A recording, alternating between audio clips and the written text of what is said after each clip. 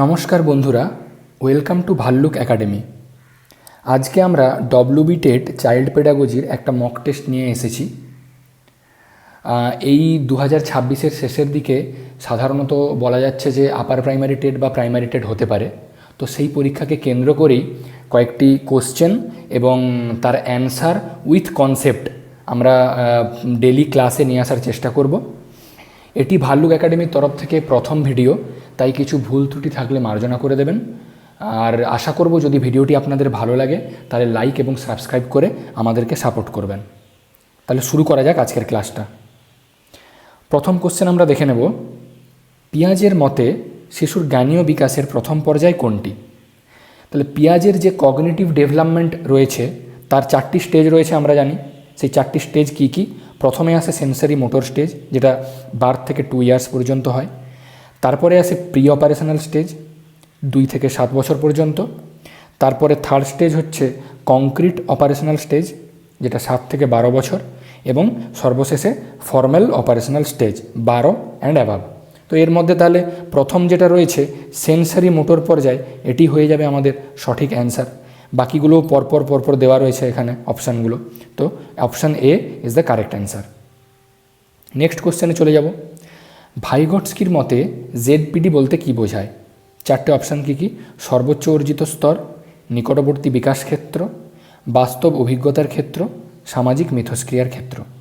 তাহলে আমরা ভাইগটস্কির কনস্ট্রাকটিভিজম বা যেটাকে বাংলায় আমরা নির্মিতিবাদ বলে থাকি, তো এটাতে আমরা জানি দুটো টার্ম থাকে, জেডপিডি আর স্ক্যাফোল্ডিং, তাই না? জেডপিডির ফুল ফর্মটা কি এটা জেনে নিলেই এই কোশ্চেনটার অ্যান্সার সহজে করা যাবে। Zone of proximal development. এই জিনিসটা কি বলতে চেয়েছে এই ছবির মাধ্যমে আমরা বুঝতে পারবো। একটা শিশু অ্যাকচুয়ালি নিজের স্কিল এবং অভিজ্ঞতা দিয়েও কিন্তু কিছুটা জিনিস শিখতে পারে। What I can learn on my own, শিশু যেটা নিজের ক্ষমতা লাগিয়ে শিখছে। আরেকটা রয়েছে what I can learn with help, সেই হেল্পটা সে কোথা থেকে পাবে? কোনো মোর নলেজেবল পারসন, যেমন শিক্ষক শিক্ষিকা, বাবা মা, ওদের কাছ থেকে, অথবা কোনো টেকনোলজি এবং টুলস, বই অথবা ইন্টারনেট, এসব কাজে লাগিয়ে সে একটা নির্দিষ্ট শিক্ষণ প্রক্রিয়া কমপ্লিট করতে পারে।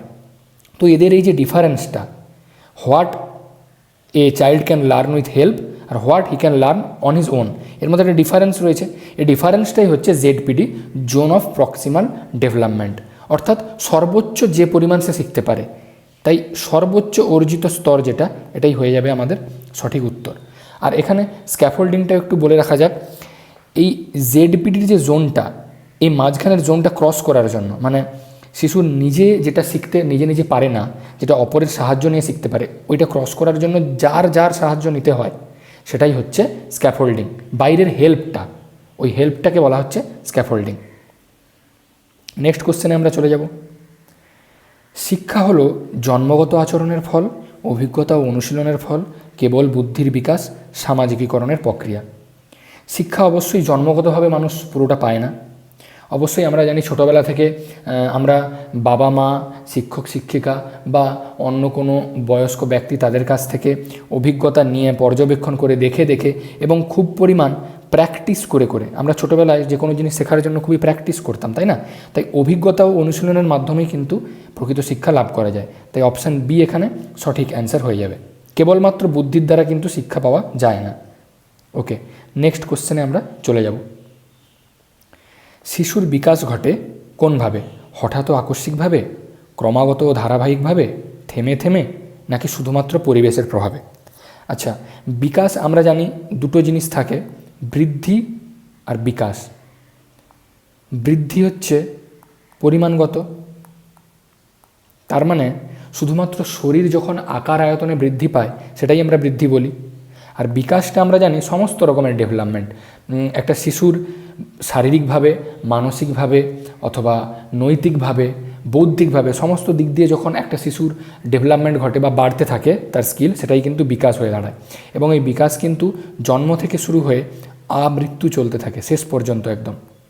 বিকাশের আরও দুটো বৈশিষ্ট্য আমরা অবশ্যই জানতে পারবো এখানে। সেটা হচ্ছে কি, এক, বিকাশ ধারাবাহিকভাবে ঘটে, অর্থাৎ ধীরে ধীরে ধীরে ধীরে হতে থাকে, কিন্তু হঠাৎ করে হয়ে যায় না। আরেকটা হচ্ছে কন্টিনিউয়াস, স্বতঃস্ফূর্ত, কখনো কিন্তু বিকাশ থেমে থাকে না যে একটুক্ষণ হলো তারপরে থেমে আবার হচ্ছে। তাহলে বিকাশের কিন্তু এটা একটা অন্যতম বৈশিষ্ট্য, ক্রমাগত হয় এবং ধারাবাহিকভাবে হয়। তাই এখানে অপশান বি হয়ে যাবে আমাদের সঠিক উত্তর। আরেকটা কথা বলে রাখি, এখানে বিকাশ কিন্তু বিপরীতমুখী হয় না, বিপরীতমুখী হয় না।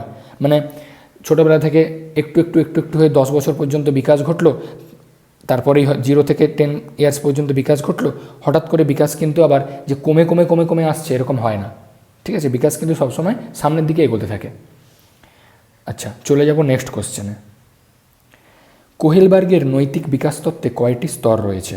আচ্ছা, কোহেলবার্গের যেটা মোরাল ডেভেলপমেন্ট আমরা পড়েছি, সেই কোহেলবার্গের নৈতিক বিকাশে আমরা এখানে এই ডায়াগ্রামের মাধ্যমে দেখতে পাচ্ছি 3টি মেন স্তর রয়েছে। প্রি কনভেনশনাল স্টেজ, কনভেনশনাল আর পোস্ট কনভেনশনাল স্টেজ।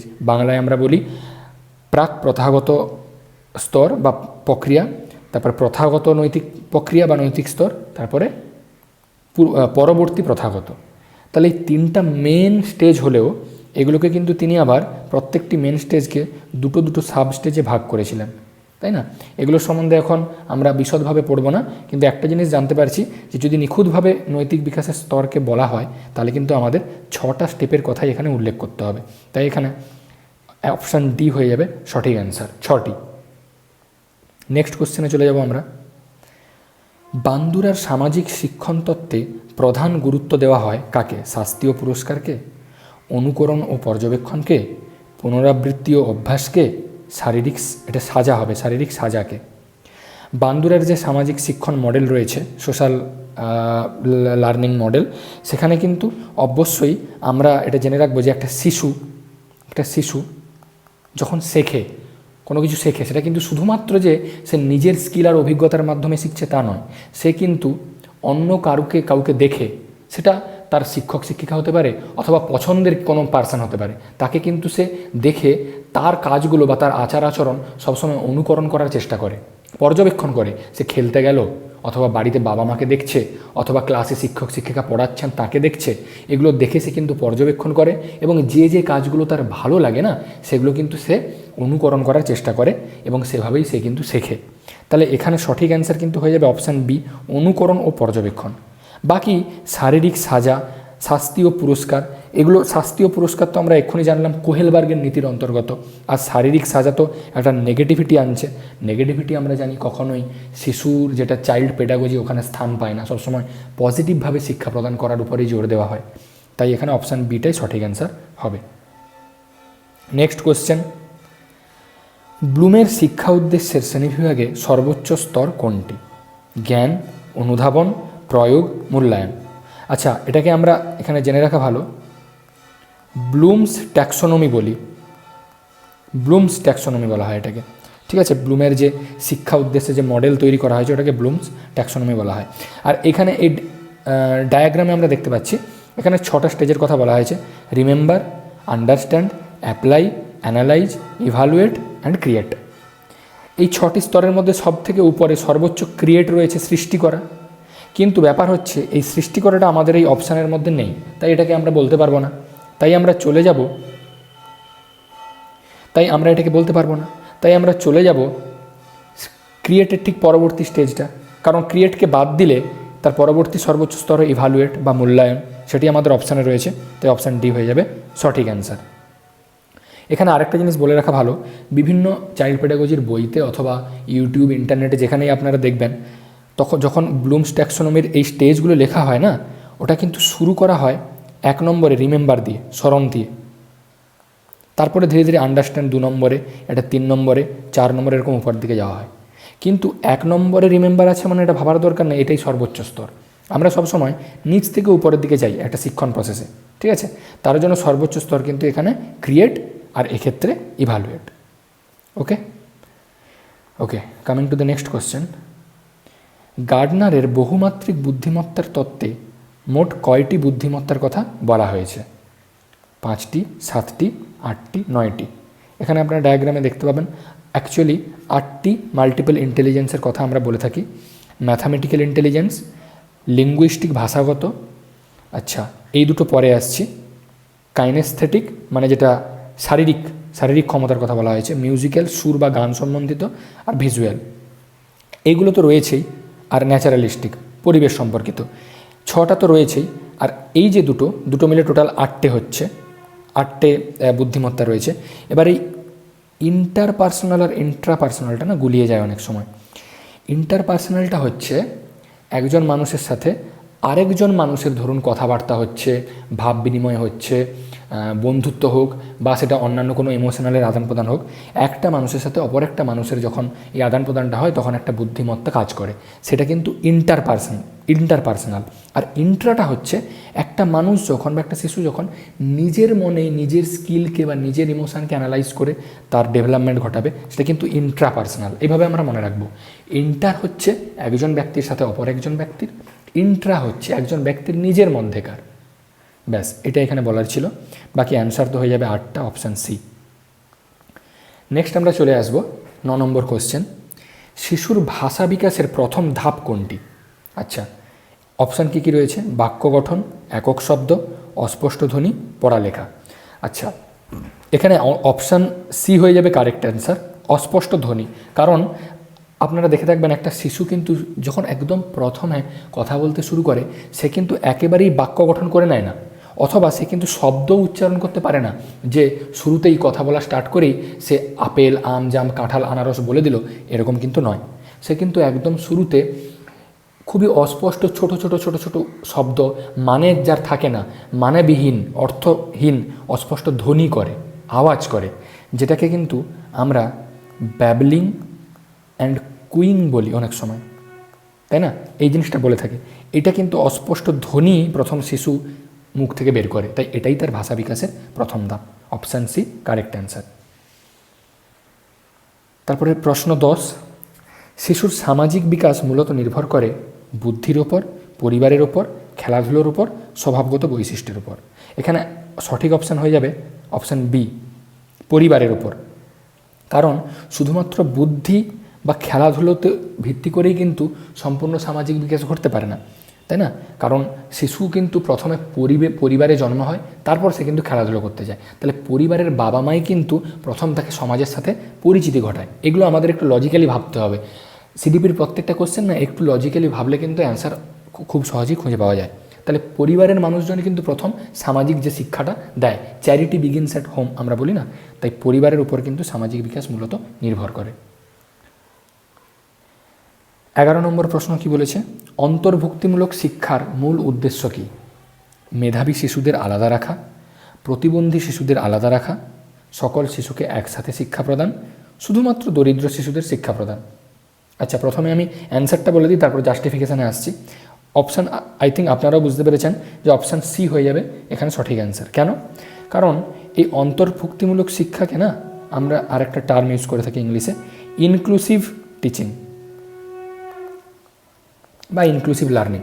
এর মানে হচ্ছে একটা ক্লাসরুমে সমস্ত প্রকারের স্টুডেন্টকে নিয়ে শিক্ষা প্রদান করা। এই যে মেধাবী শিশুদের আলাদা রাখা, শুধুমাত্র দরিদ্র শিশুদের শিক্ষা প্রদান, প্রতিবন্ধী শিশুদের আলাদা রাখা, এগুলো না এখানে কেন কোনো সিডিপির কোশ্চেনেই সঠিক উত্তর হতে পারে না। কারণ এগুলোতে আপনারা দেখুন একটা নেগেটিভ ভাইব কাজ করছে, যে ওদেরকে আলাদা করে দেবো, এদেরকে আলাদা করে দেবো। না, কখনো কোনো শিশুকেই তার দুর্বলতা বা সবলতার জন্য আলাদা করে রাখা যাবে না। সবসময় সমস্ত শিশুকে একই রকম পর্যায়ে ভেবে সমানভাবে একটা ক্লাসরুমে শিক্ষা প্রদান করতে হবে। তাই এখানে সকল শিশুকে একসাথে শিক্ষা প্রদানই হয়ে যাবে সঠিক অ্যান্সার। নেক্সট চলে আসব, শিক্ষণকে স্থায়ী করতে কি প্রয়োজন? একবার অভ্যাস, পুনরাবৃত্তি, একই পদ্ধতিতে পড়ানো, দ্রুত পড়ানো। এখানে সঠিক অপশান কি হয়ে যাবে? পুনরাবৃত্তি। কেন? কারণ আমরা যদি নিজেদের কথাই ভাবি, আমরাও তো একসময় শিশু ছিলাম, তো তখন আমরা যখন আমাদেরকে যিনি পড়াতেন বা আমরা যেভাবে শিখতাম, তাতে কি একবার অভ্যাস করে একটা জিনিস মনে রাখা যেত, স্থায়ী হতো? নিশ্চয়ই নয়। আচ্ছা, একই পদ্ধতিতে কি বারবার পড়া উচিত? তাই তো পড়াটা বা পড়ানোটা বোরিং হয়ে যাবে, তাই না?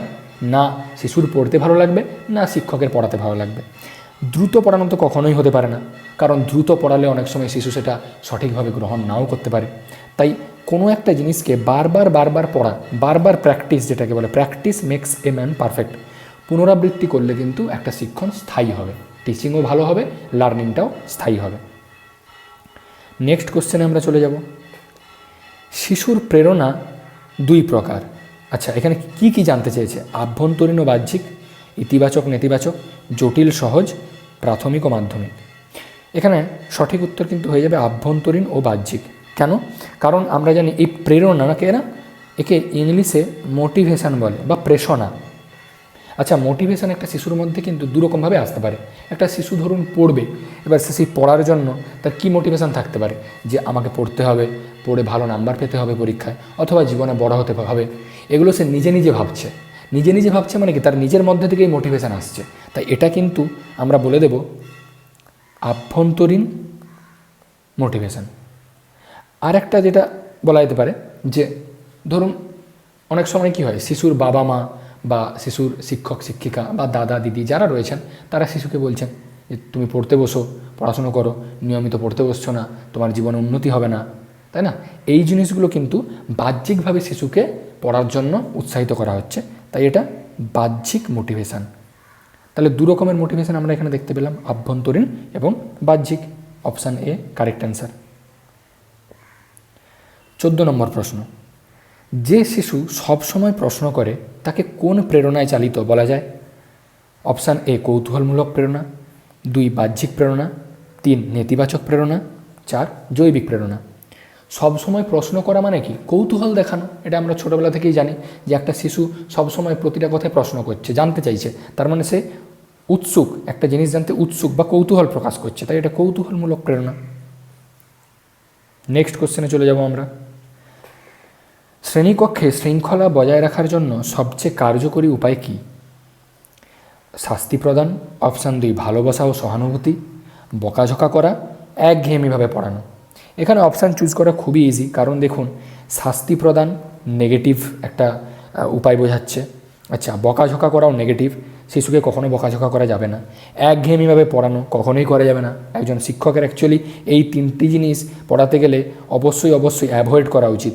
এটা এই কোশ্চেনে কেন, এটা কোনো কোশ্চেনেরই সঠিক অ্যান্সার হতে পারে না। তাই এখানে অপশান হয়ে যাবে ভালোবাসা এবং সহানুভূতি, তাই না? ভালোবাসা এবং সহানুভূতির মাধ্যমে বোঝালেই শ্রেণীকক্ষে সিস্টেমেটিক ওয়েতে আমরা চলতে পারবো। Option B correct answer. তারপর 16 নম্বর প্রশ্নে চলে আসবো। মূল্যায়নের উদ্দেশ্য কী? মূল্যায়ন আমরা কি জানি? ইভ্যালুয়েশান, তাই না? তো আমরা ইভ্যালুয়েশান কেন করি? শাস্তি দেওয়ার জন্য? অবশ্যই না। নিষেধাজ্ঞা দেওয়ার জন্য? না। প্রতিযোগিতা করার জন্য? না। প্রতিযোগিতা করার জন্য মাঝে মধ্যে স্কুলে অনেক অনুষ্ঠান অনুষ্ঠিত হয় বটে, কিন্তু আদর্শ শিক্ষা ব্যবস্থায় কখনোই আমরা বলবো না যে বাচ্চাদের মধ্যে প্রতিযোগিতা করিয়ে পড়ানো উচিত। সবসময় কী করা উচিত?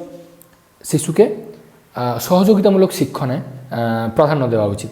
যাই হোক, এখানে এই যে মূল্যায়ন, এর তাহলে আমরা উদ্দেশ্য কি? আমরা কেন ইভ্যালুয়েট করি?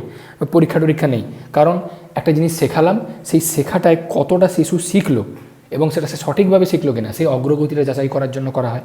তাই শেখার অগ্রগতি যাচাই করা, এটাই হয়ে যাবে মূল্যায়নের উদ্দেশ্য, এটাই সঠিক অ্যান্সার। নেক্সট আমরা চলে যাব, শিশুর মানসিক স্বাস্থ্য ভালো রাখার জন্য শিক্ষকের প্রধান ভূমিকা কী? এর অপশানগুলো কী কী? কেবল পড়ানো, সহানুভূতি ভালোবাসা ও সহযোগিতা করা, শাস্তি দেওয়া, সবসময় পরীক্ষা নেওয়া। আচ্ছা, শিশুর মানসিক স্বাস্থ্য ঠিক রাখতে সবসময় কি কেবল পড়ানো উচিত? নিশ্চয়ই না। সবসময় যদি পড়ানো হয় 24/7, শিশুর তো বোরিং লেগে যাবে, একঘেয়েমি লেগে যাবে। তাই সবসময় পড়ানোটা সঠিক অ্যান্সার হতে পারে না। শাস্তি দেওয়া তো একদমই নয়, যেটা এক্ষুনি আমরা আলোচনা করলাম যে punishment is strictly prohibited in child pedagogy. সবসময় পরীক্ষা নেওয়া অবশ্যই উচিত নয়। তাই এখানে অপশান বি দেখলেই বোঝা যাচ্ছে যে সহানুভূতি ভালোবাসা এবং সহযোগিতা মিলেই একজন শিশুর মানসিক স্বাস্থ্য ভালো থাকবে এভাবে পড়ালেই। তাই option B correct answer. Next question চলে যাব। খেলাধুলার মাধ্যমে শিশুর কোন বিকাশ বেশি হয়? মানসিক বিকাশ, শারীরিক বিকাশ, সামাজিক বিকাস, সবকটি। আচ্ছা, যখন শিশু খেলাধুলা করতে যায় বা আমরাও যখন ছোটোবেলায় খেলাধুলো করতে যেতাম, শুধু কি শারীরিক বিকাশ হতো?